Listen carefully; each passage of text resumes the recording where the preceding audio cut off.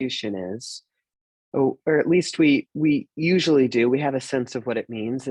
It's when a crime is committed with, a certain form of discrimination or hate. It's kind of akin to a hate crime in domestic legislation. So that's what persecution is generally. And then, of course, gender persecution are those crimes that are committed, based on gender discrimination. So under international criminal law, it's how we hold gender-based crimes accountable. So those crimes that are committed with discrimination based on gender and meet other statutory elements and requirements can rise to the level of gender persecution. So it's a really important charge when we think about it, because when we look at international criminal law, we have very little to hold gender-based crimes accountable. We have sexual violence and different enumerated forms of sexual violence, and that's great. We definitely want to be able to recognize those crimes, and there was a lot of hard work that went in the 1990s to raise visibility and to be able to capture those crimes when they happen in conflict or atrocity.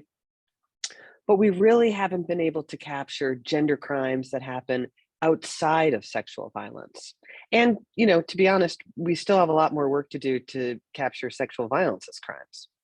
So that's why gender persecution is such an important tool in accountability, because the only tool that we have that can capture gender crimes, particularly outside of sexual violence, but also including in terms of what happens in conflict and atrocity.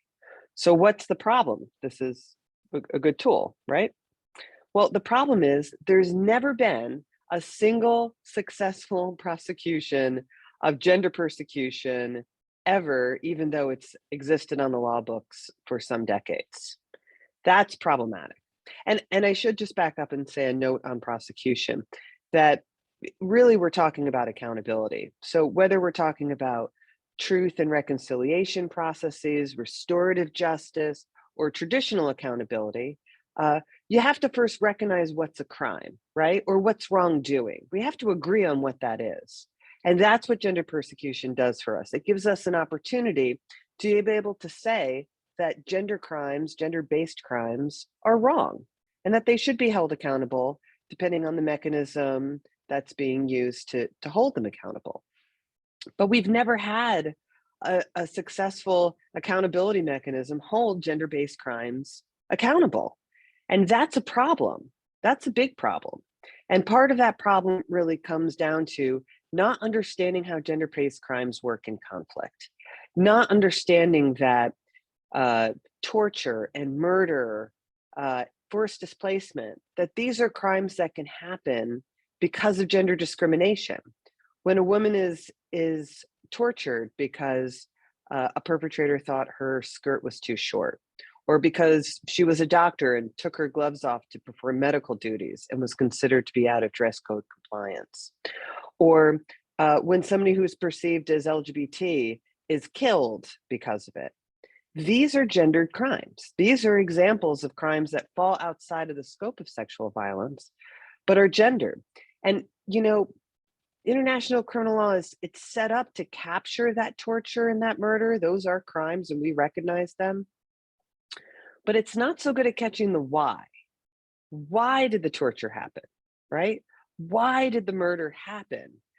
Because she wore a skirt that was thought of as too short, because he was perceived as gay. These reasons are why these crimes happen. And that's what gender persecution offers us. It offers us an opportunity to talk about why crimes happened, the drivers of conflict, that hate and discrimination that fuels conflict, so that we can finally redress those crimes, unearth those issues, and then try to solve it in law and policy in post-conflict contexts, and give voice to victims, give them a holistic sense of redress of what happened to them, and have a historical record that's holistic and accountable. So we really understand what happened in conflict. That's why we need to understand the why behind why crimes are committed. And that's what gender persecution offers. And that's why it's a tool that we need to come to understand better and be able to use in the context of conflict for both sexual violence and gender-based crimes. Great, thank you, Lisa, for that really great framing of the topic in general. Neela, I'll turn to you now for a little bit more specific into one context. How does gender persecution impact LGBTIQ communities across the world? And can you share some perspectives from Outright and Human Rights Watch's new report on Afghanistan to focus in on one context? Yes, thank you so much, Danny. And if it's okay with you, I actually want to focus in on several contexts. I promise to take less time for my next question in the panel. Because I think that there are so many cases that have been documented over the years and that haven't been adequately addressed by the international legal system, and that we need to really understand how this works systematically across contexts and put these issues on the table. And I want to start by saying I've been working on international LGBTIQ rights for the last 10 years, but before that I did a bit of work in the international criminal justice system. And at the time, initially in I think 2005, I was interning at the International Criminal Tribunal for Rwanda in Arusha, Tanzania. And back then, even as a queer person, I would have considered it completely inconceivable that a tribunal like that would have taken up crimes against people based on their sexual orientation, gender identity, gender expression, or sex characteristics. These were they tended to be very heteronormative environments, working in cases where conflicts and violence were seen as, horrible and brutal. And in some ways, the horror of the conflict almost blinded people to the fact that people living within that conflict had a sexual, could have a sexual orientation or gender identity or gender expression that was not normative. So I think that we've come a long way in the last 15 years in terms of international law more broadly, in terms of putting sexual orientation, gender identity, gender expression, and sex characteristics on the international human rights agenda. And we're starting to get there with the international criminal legal system. But we have a long way to go. And this is why it's so important that a concept like gender persecution, when it's going to be adjudicated before institutions like the ICC, but also other international justice institutions, takes into account that gender persecution is not just about violence against women, that it's about violence based on gender writ large, and that the same systems of patriarchy and toxic masculinity that result in violence against women in almost every conflict, perhaps every conflict in recent history, also result for the very same reasons in violence against queer people. There's no separation between the motives. This violence is about subjugating a section of society that is seen as potentially more vulnerable and easier to take advantage of, and that also kind of contributes to within armed groups, the toxic masculinity that continues to fuel conflicts and motivate people to fight. So all of these factors are going to continue to affect queer people as long as conflict plays out in the same way that it's playing out today, and as long as we don't radically address patriarchy writ large across our countries and systems and institutions. And so I wanted to talk about just a couple of examples of ways in which violence in situations of armed conflict or other cases in which there may be crimes against humanity have impacted queer people, and why we think it's so important that these are taken into account. And when I say queer, I'm using that in an inclusive way, inclusive of trans people and people of a variety of non-normative gender identities and sexual identities. I want to mention Colombia. We have Susana Peralta on the panel who will speak about Colombia, but I just want to mention that Colombia is one of the only cases, if not the only case, in which at least a national institution, in this case, the Special Jurisdiction for Peace, has found that LGBTI people experience gender-based persecution that may have amounted to crimes against humanity.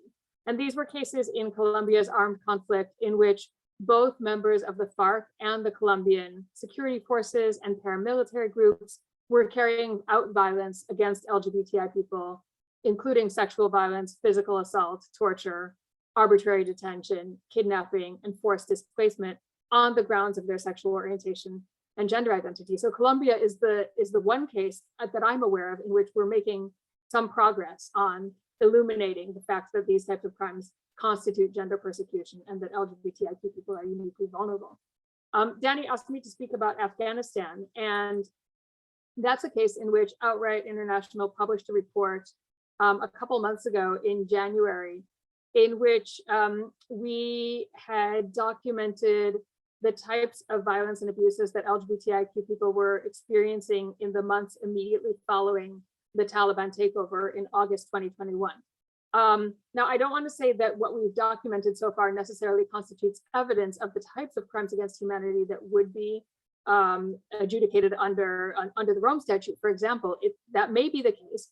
What I do want to say is that it's clear that queer people have been targeted by the Taliban, that we documented cases of arbitrary arrest at checkpoints that resulted in sexual assault, physical assault, in some cases arbitrary detention and repeated sexual assault, that people have been abducted from their homes because of their sexual orientation and gender identity. We interviewed about 60 people. We worked together with Human Rights Watch on this research, interviewing about 60 LGBTIQ people, many of whom had fled the country, others of whom, the majority of whom actually remained in Afghanistan and were terrified that these types of crimes were going to continue and that there was no way to seek protection or recourse from the state, which is now the Taliban. So essentially, there's a feeling that LGBTIQ people who are stuck in Afghanistan are sitting ducks, and that these types of crimes could continue and intensify if there's not some indication to the Taliban that they will be held accountable if this type of crime continues. But I also wanted to mention briefly Syria.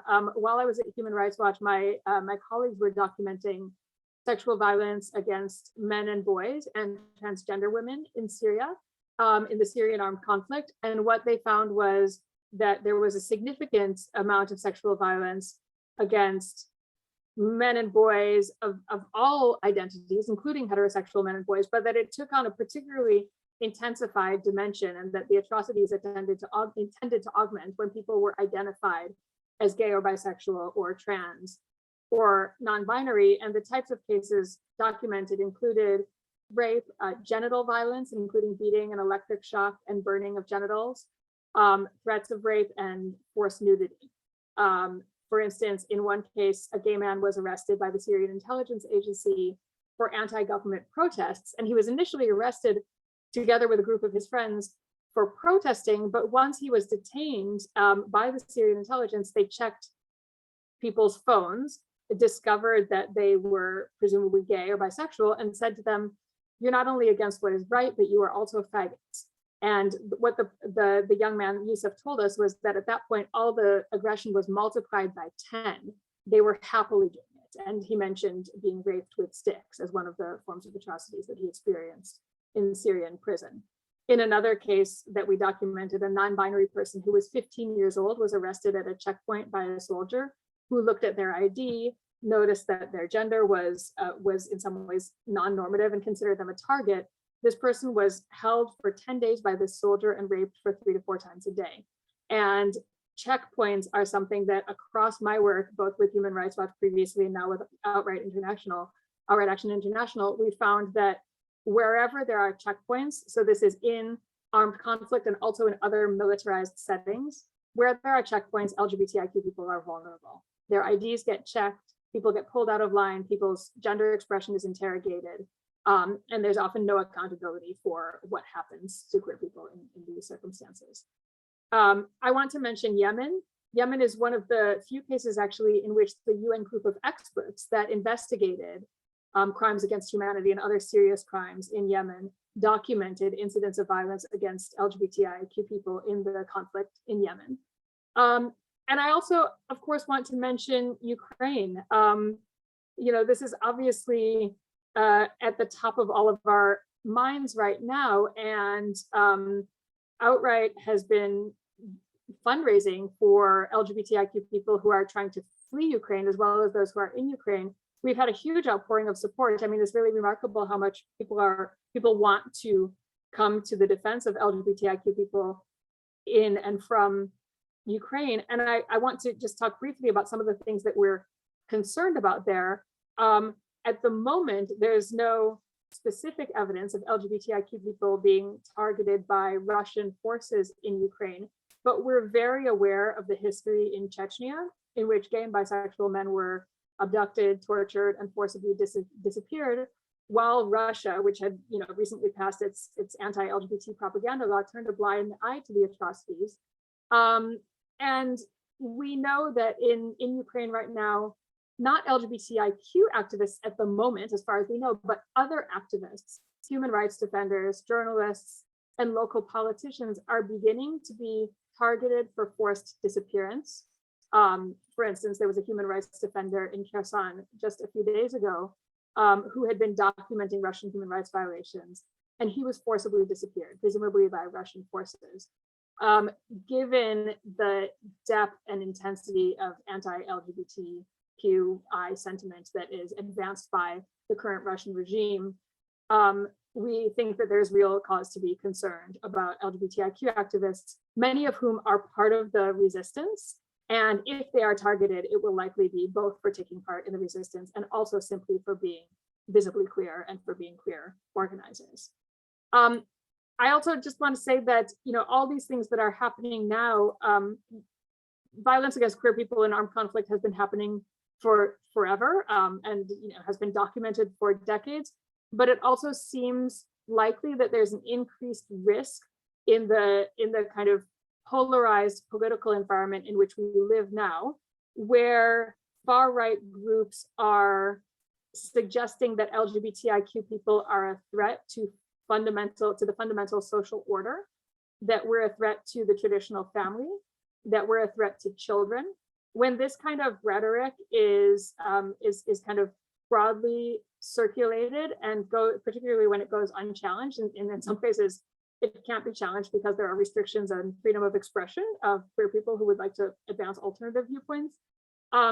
So when this kind of discourse rules the day, it is very likely that it will contribute in cases of conflict to increased violence against LGBTIQ people as supposed threats to whatever armed forces are attempting to protect or defend.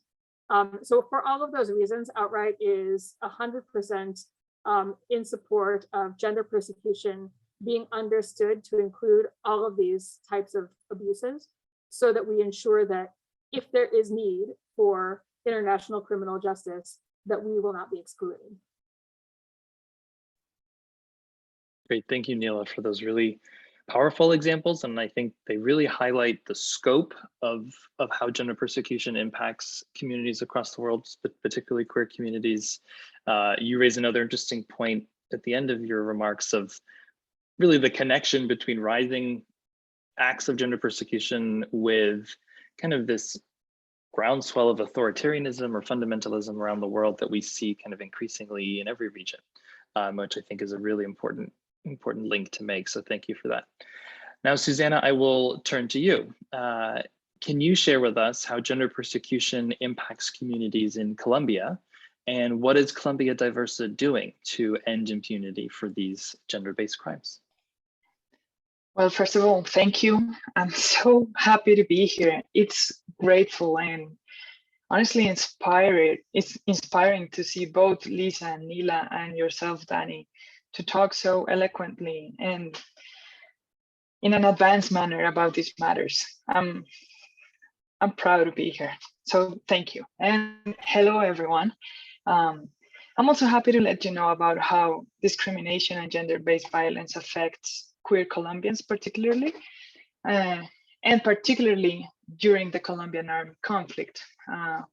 Both Lisa and Neela already said a lot of what I was thinking of mentioning or explaining, but I'm gonna just try to build on top of what they have already presented to you.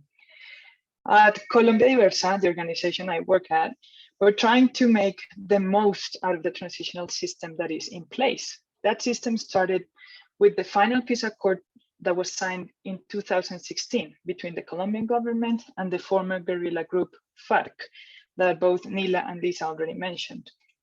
By that time, by 2016, Colombia Diversa had already investigated and analyzed for 14 years violence committed against LGBT people because they are, or against people that are perceived as being LGBT.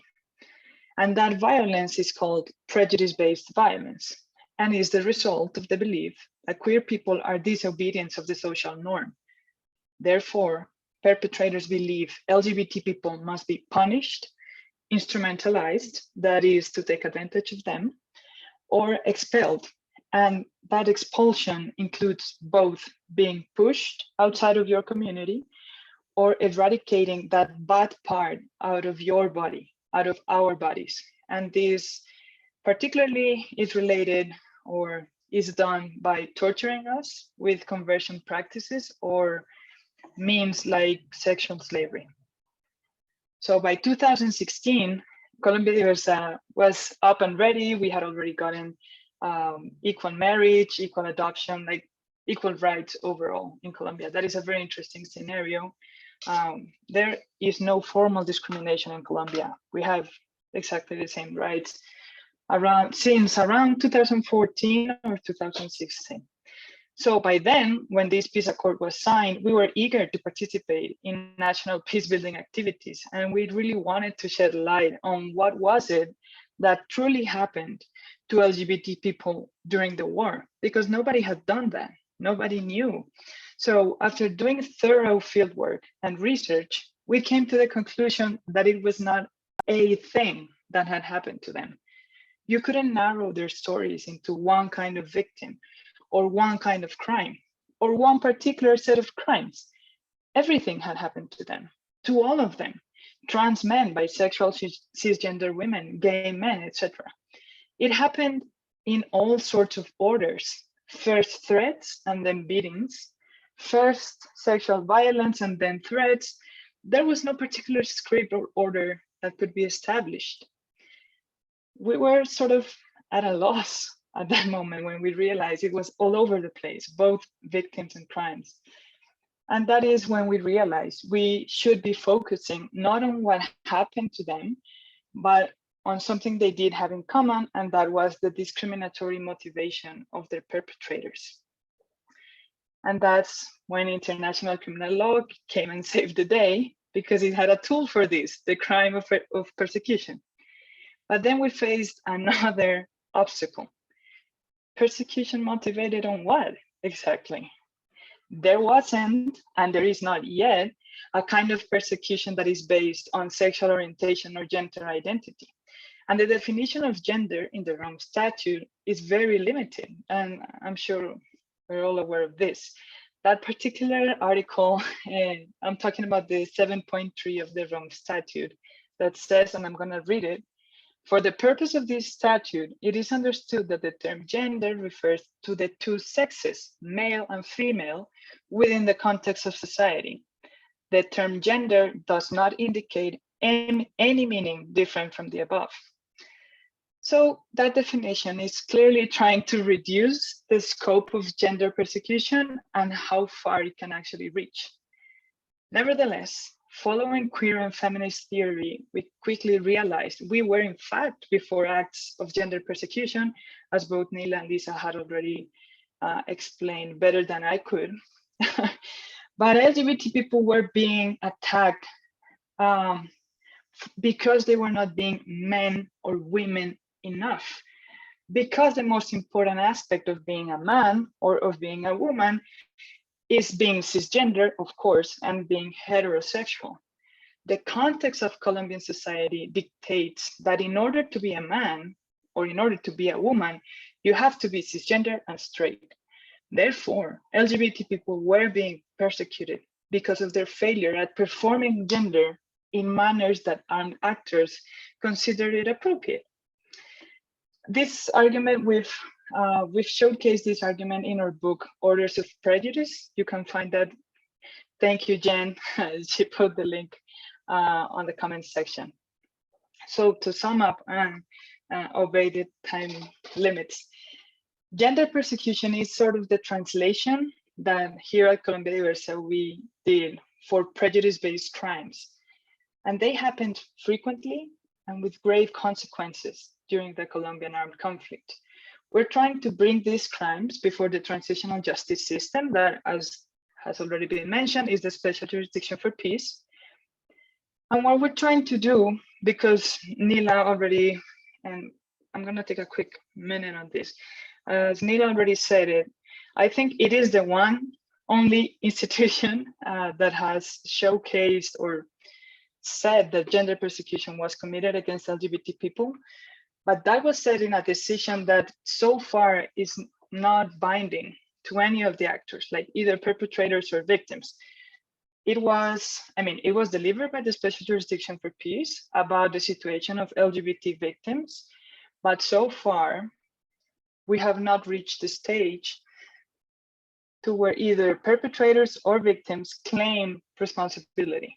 So we still don't know, and that is where I think this is going to actually happen, or where this is going to actually become interesting, is whether perpetrators will admit that what they did was based on their definition of being a man and their definition of being a woman against LGBT victims, and then how that will be reconciled, or how will victims access reparation measures. So despite the Special Jurisdiction for Peace thinks gender persecution was committed against LGBT people, we still don't know if that will, and this is a saying I love of these police shows, if this will hold up in court. We don't know that. I hope it will, but it is a show we still have to wait and see how it ends up developing. Great, thank you, Susanna, for that insight as well.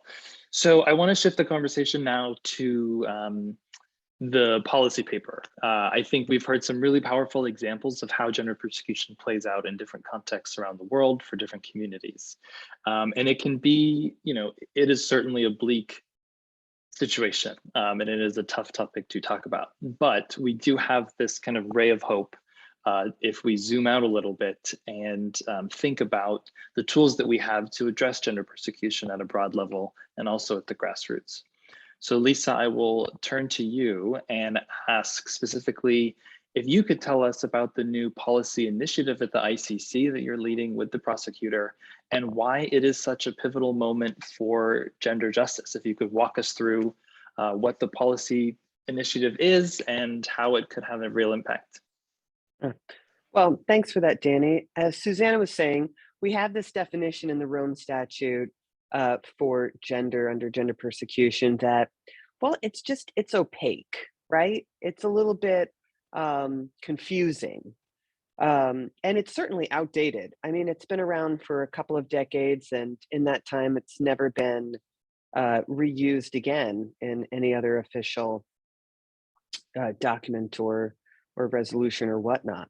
So, and this has certainly been an obstacle a little bit to achieving recognition of gender persecution, right? Is having this opaque definition. But also, as Susanna said, and with the examples that Nila pointed out, that we know that what we're talking about here is gender as a social construct, right? Within the context of society. That's what the definition says. And it's how the perpetrator views the roles, attributes, those kinds of characteristics that are assigned to people in roles as men and women, and then punishing them for deviating from those roles. Or sometimes the role itself is the punishment, like in the case of that we often find with sexual slavery, for example, or forced marriage, that it's not meant as a punishment, it's the crime itself is the role. So we need to be able to clarify this better because we know gender-based crimes are happening in conflict, and we know gender persecution is our only tool to be able to raise visibility about what happened to them, whether it's against men or women based on their sexual orientation or their gender identity. We all have sexual orientation and gender identity, so we're all susceptible to gender persecution. And again, going back to what I had said earlier, we have to capture that why these crimes happened and why that torture happened or that murder happened, so that we're not just getting half the story. And that also includes why sexual violence happens too, because there's still a lot of myths around why sexual violence happens that we need to dispel. And I'm talking now about things like viewing rape as inevitable in conflict, right? We should never look at any crime in conflict as inevitable. Do we think of murder as inevitable? I mean, these are crimes that we need to investigate and hold accountable, not, put on a hierarchy of harms to say which ones are more worth investigating than others. So part of recognizing the discrimination that happens in rape is also a big part of what gender persecution can do as a tool. So this is a good time for us to really be looking at this issue, especially as we're looking at conflicts unfold across the globe, especially as we're looking for new ways to address them in restorative justice and transitional justice processes. So this is our moment to do this. And the good news is that the prosecutor is very committed to fleshing this out, to having a more robust understanding that can aid in investigations and examinations in country so that we can accurately capture these incidences and this conduct when it happens. So to that end, we're developing a policy paper. And it will build off of the policy papers that the Office of the Prosecutor for the ICC has done in the past. It will build from that foundation of other policies that have come out of the office. And hopefully what it will do is help shed light to the office and its investigators and everyone who is involved in all of the stages from preliminary examinations through prosecutions, to help them understand and be able to be aware and to really fine tune our lens when we're looking at conflict situations so we can see these crimes. And I think that's the most important thing that the policy paper can really do. It hopefully will create a tool so that we can see them because they go invisible, right? We just don't see them when they happen. And they happen, and they probably happen in every conflict, but are very hardly ever held accountable. So that's the whole purpose of the policy paper. It's open for civil society comments. The deadline is this Friday in a couple of days, but the idea is to really hear from civil society and UN agencies and experts and people who are working on the ground on the front lines of conflict, working with victims, first responders. We really want to hear from everyone on what civil society and other international actors think is important to include in this policy paper. Where should the priorities be? What's invisible that needs to become more visible? How do we really achieve holistic redress? Where is it that we should be focusing? And what's important? And I think it's important as a global community that we really hear from the people, especially people who are engaged on the issue, especially people who come from conflict affected areas, that we hear their voice and we make sure that their voice is reflected and that it also reflects international law, of course. And that part is also required by the court and the prosecutor. We always follow, the evolution of international law. And of course it will reflect that as well. So if folks can get in their comments in the next couple of days, I know it's a short deadline. It's been open for some months, but if you're just hearing about it, it's not too late. You can get something in. It would be great to hear those voices and to be able to see those perspectives. And then we'll get busily working on the draft. And then in the fall, there will be a shorter window open after the draft is produced, just for that fine tuning that it may need. And then hopefully by December, we'll have a final policy paper. Great, thank you, Lisa. So hopefully, if you are just hearing about this, you will get involved. We'll share some resources in a few minutes on how to do that. But Neela, I will turn to you. Outright is getting involved and Outright is participating in this. So I'd like to ask you, why do you think civil society should get involved in this process? And then share some of the things that Outright is doing to rally everyone together.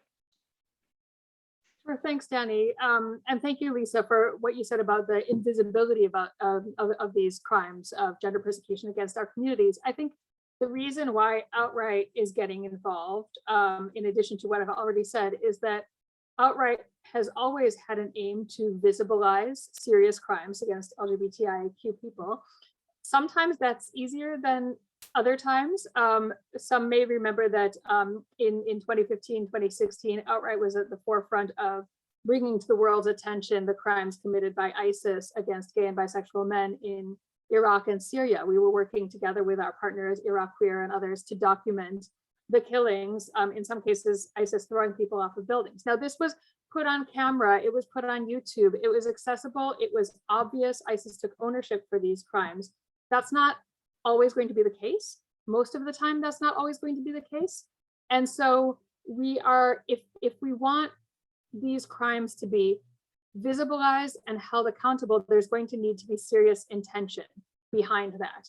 And so we need investigators, for instance, who work for the International Criminal Court. When they go out and document crimes against humanity, war crimes, and genocide in various conflicts, we need them to be looking for cases of crimes against LGBTIQ people. And we also want to rally civil society around this, because so far, LGBTIQ civil society has made such huge gains on so many fronts over the last 20 years. And it's through our insistence on being vocal and being heard and being at the table that we have been able to get general comments and before treaty bodies and resolutions at the UN and other types of recognized international documents to acknowledge that things like violations of the right to privacy, violations of the right to health, violations of the right to freedom of assembly, expression, association, non-discrimination against LGBTIQ people are violations of international law. And so by putting those things at the table and being vocal, we have made tremendous change. And international criminal law is one area in which we haven't yet very actively engaged as communities, and we need to get more involved. And so Outright has been circulating a civil society sign-on letter. Jen, I'm hoping that you can post that in the chat if you have it. If not, I'll post it in a moment. But we've been circulating a sign-on letter from activists and organizations that are working to defend LGBTIQ people's rights and respond to violence and discrimination against our communities. We have had about over 230 signatures the last time I checked, but we're still hoping for more to make very, very clear to the ICC and to the world that these issues are of concern to global LGBTIQ civil society. I also think that it's important for LGBTIQ organizations around the world to do their own work, documenting these crimes when they exist and bringing them to the attention of investigators and prosecutors. I was in Kenya at the time that the ICC was investigating crimes committed in the context of the 2007 elections. And the ICC investigators were out there, active, engaged with Kenyan civil society. But as far as I'm aware, LGBTIQ civil society wasn't at the table. Do we know whether there were some crimes committed by competing political forces in 2007, 2008 in Kenya that were because of people's sexual orientation or gender identity? We know that there was sexual violence. We don't know a whole lot about how queer communities were targeted because there wasn't that synergy between investigators from the international criminal justice system and Kenyan civil society organizations actually working to uphold LGBTIQ people's rights. And so we need the ICC to understand that this is its job.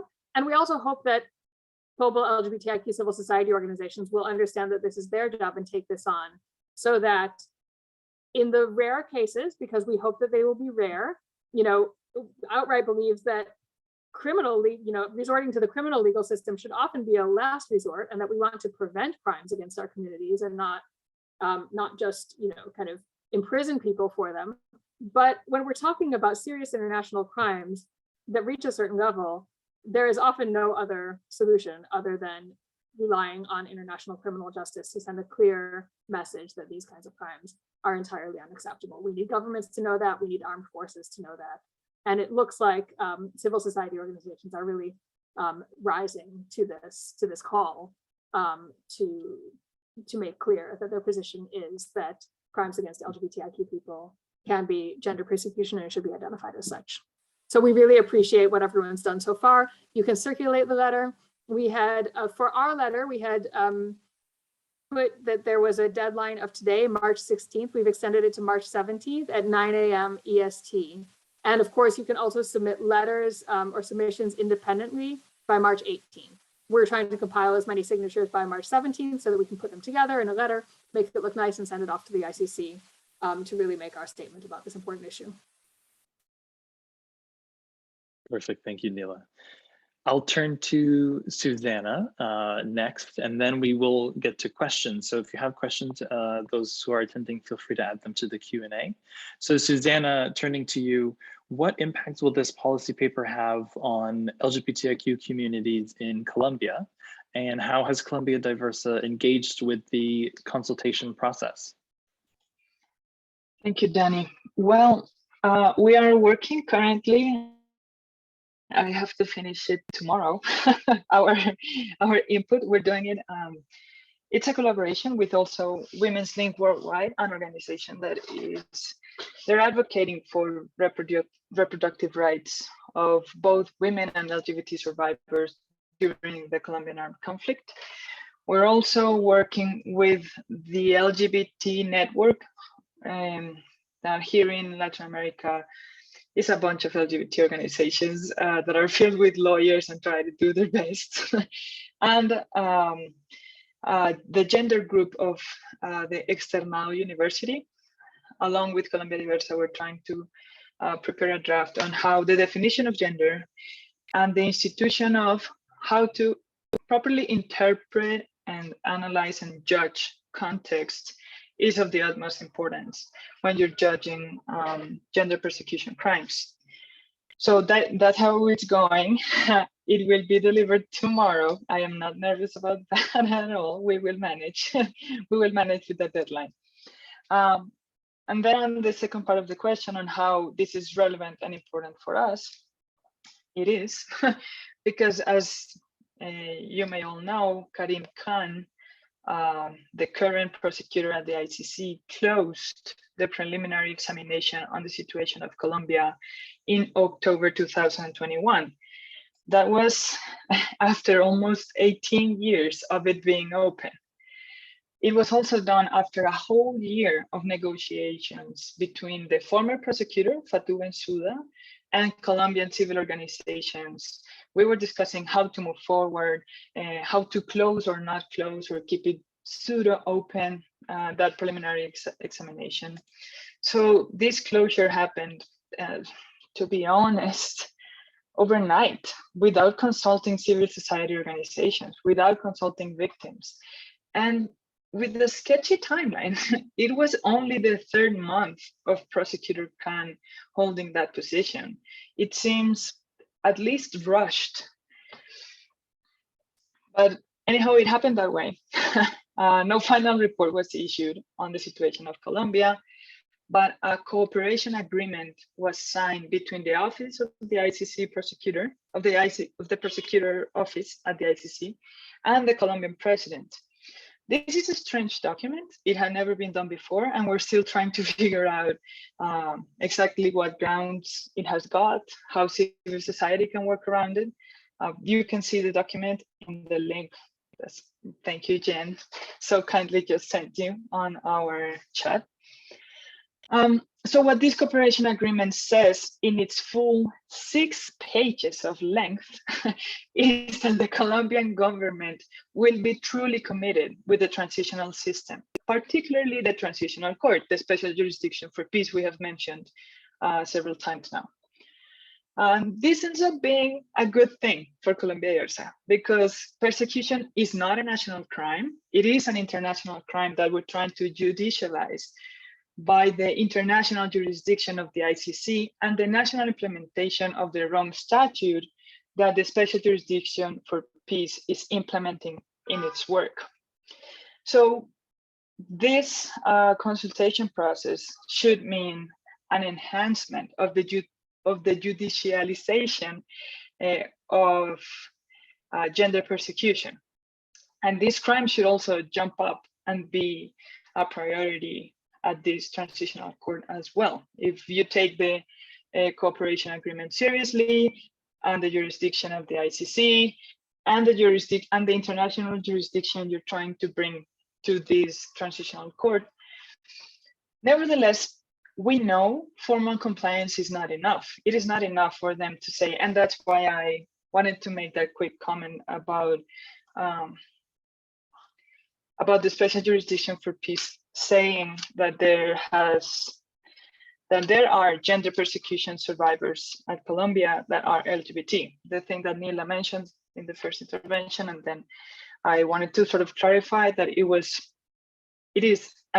done in its official capacity, but it is not yet a binding judicial document. So we know how formal compliance is not enough. For example, a poorly drafted investigation led with prejudices, without true queer and feminist methods, that will not deliver justice for LGBT victims. That is not what we need. That is not what we want. And that is exactly why this consultation process is of the utmost importance for us, because it can show with a lot of authority legitimacy how we are supposed to understand, investigate, sanction, and reparate gender persecution. And it is particularly in this matter that beats the true possibility of truth and justice for LGBT survivors. How will their voices be heard? How will evidence be collected?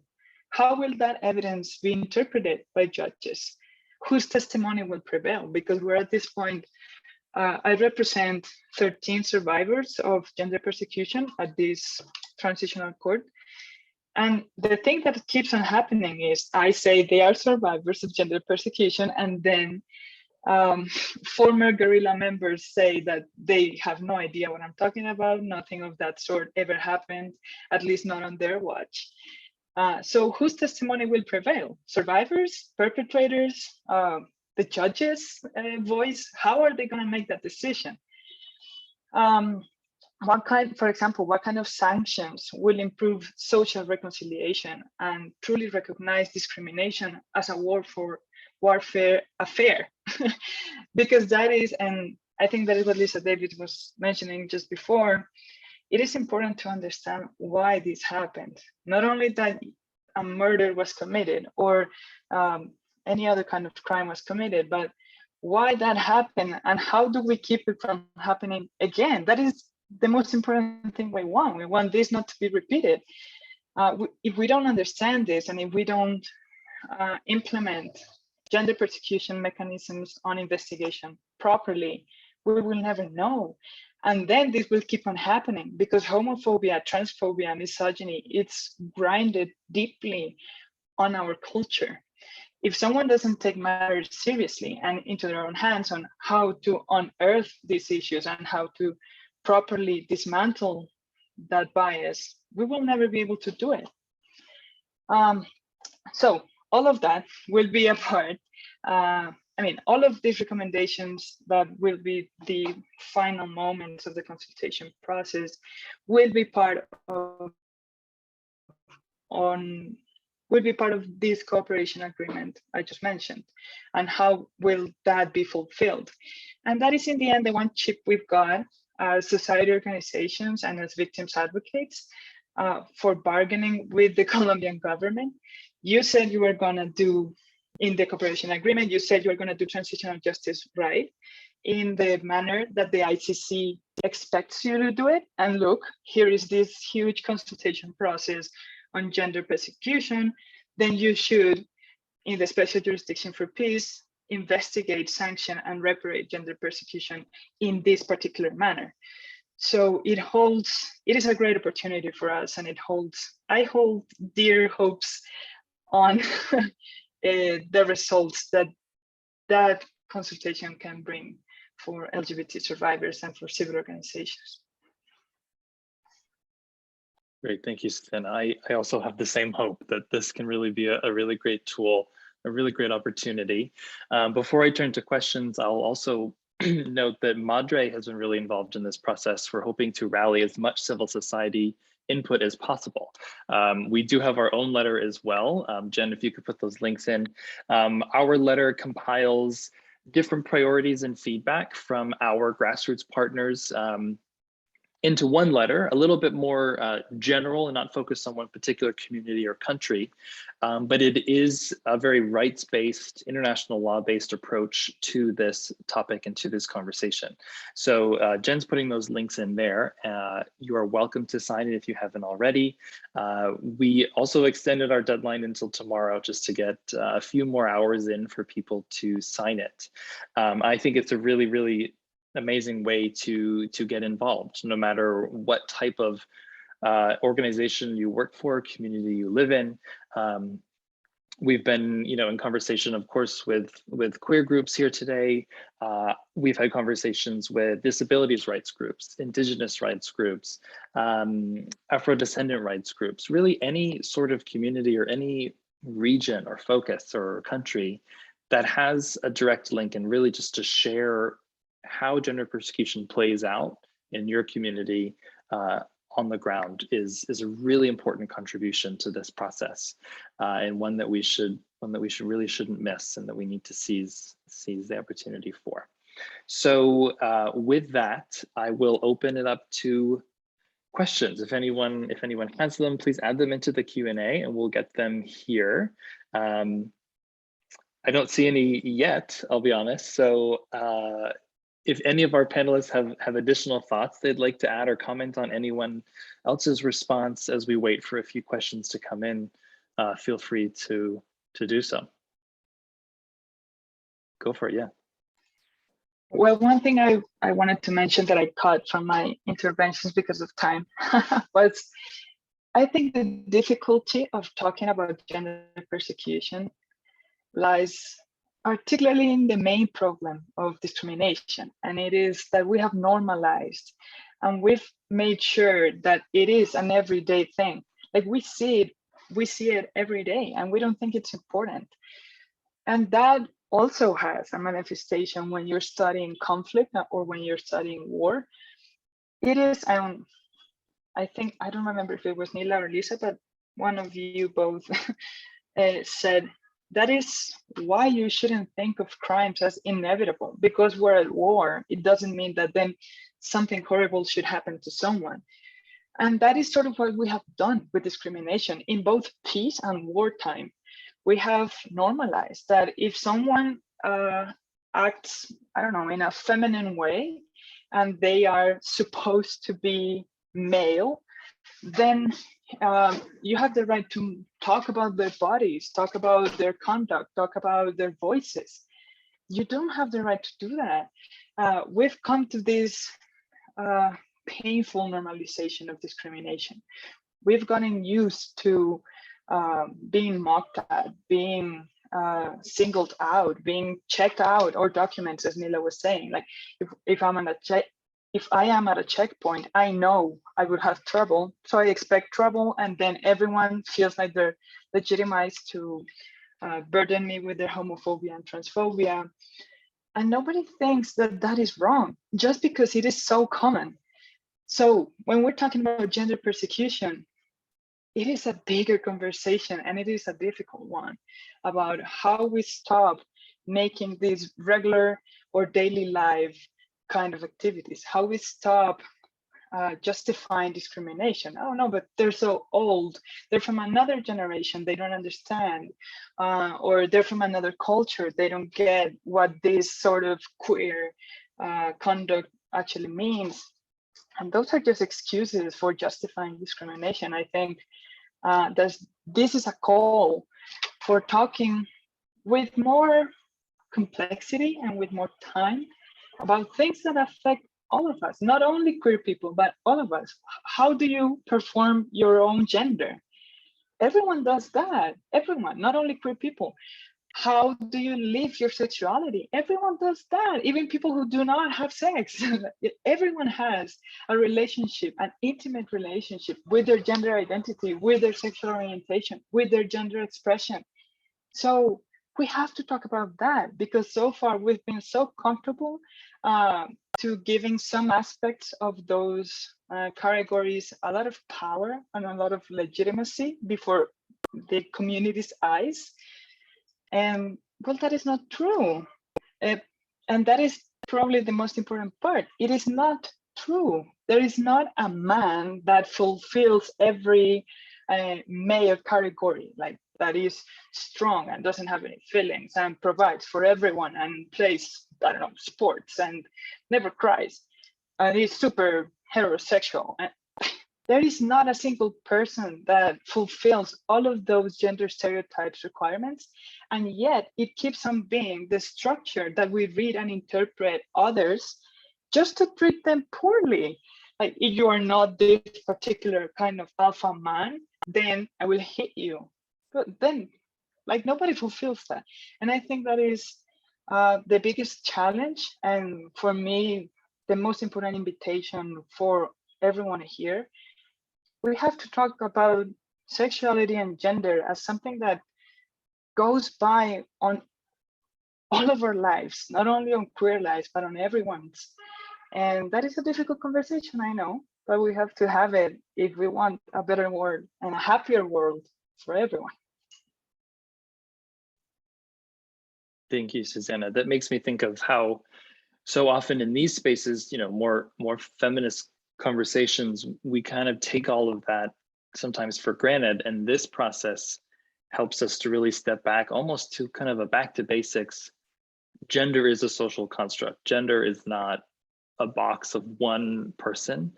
And so often we do have to have those conversations with other stakeholders who might not be there yet. And this this policy paper is a way to really kind of translate that back to basics understanding into this crucial tool that we have in the Rome Statute and in international criminal law. So thank you for raising that.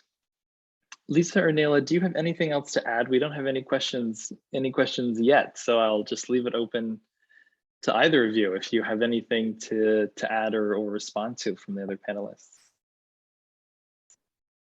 I just want to say that I really appreciate Susanna's articulation of why the Rome Statute applies to the kind of violence that that she's documented in Colombia and for which she's supporting survivors. Susanna said LGBTIQ people in Colombia were attacked because they were not being men enough or because they were not being women enough. And I think I have struggled with this definition of gender in the Rome Statute. What does it mean, man or woman, in the context of society? And I think what Susanna is saying is absolutely right. And it's, you know, it makes crystal clear why gender persecution against LGBTIQ communities should be included under this understanding of gender in the Rome Statute. And as Danny says, it does force us to interrogate what is a man, what is a woman, what does the context of society mean? And you know, if we interrogate these things, it's pretty clear that all of the cases that we're talking about in this conversation are relevant and are obviously forms of gender persecution, the same way that violence against a cisgender heterosexual woman because of her identity would be gender persecution. Definitely. Thank you, Nayla. Lisa, anything to add? And then I think we can conclude our conversation. No pressure for the last word, but if you have anything you'd like to add, feel free. I would just say that, you know, the way we are really able to address conflict holistically by rooting out the drivers of conflict to begin with is really through civil society.